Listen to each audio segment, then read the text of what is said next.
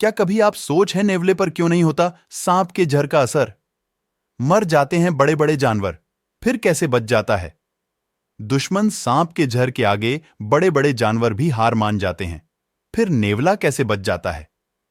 आपने शायद ही कभी इस बारे में सोचा होगा कि सांप के काटने के बाद भी नेवला उससे कैसे जूझता रहता है। आखिर वो इस जहर से बाकियों की तरह मर क्यों नहीं जाता? सांप एक ऐसा जीव है जिसके बारे में सुनकर ही इंसान की रूह कांप जाती है। कहीं सांप आपकी नजरों के सामने आ जाए तो कुछ सेकंड्स के लिए तो कुछ सूझता ही नहीं है। अगर सांप काटने के बाद मौके पर इलाज न मिल जाए तो जान जाना लगभग तय मान लिया जाता है।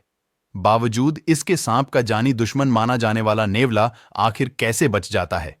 ये तो हम सभी जानते हैं कि सांप के जहर के आगे बड़े बड़े जानवर भी हार मान जाते हैं, फिर नेवला कैसे बच जाता है? आपने शायद ही कभी इस बारे में सोचा होगा कि सांप के काटने के बाद भी नेवला उससे कैसे जूझता रहता है। बड़े से बड़े सांपों के आगे नेवला टिका रहता है और ज्यादातर मामलों में उसे मारकर ही दम लेता है। ऐसे में बड़ा सवाल यह है कि वो इस खतरनाक जीव के जहर से बच कैसे जाता है। उसके पास ऐसा क्या है? नेवले के बच्चों को तो सांप खा लेता है, लेकिन जब वयस्क नेवलों की बात आती है तो वे सांप को धूल चटा देते हैं। दरअसल नेवलों के शरीर में एसिटाइल कोलिन होता है। ये एक न्यूरोट्रांसमीटर होता है जो उनके दिमाग में मौजूद होता है।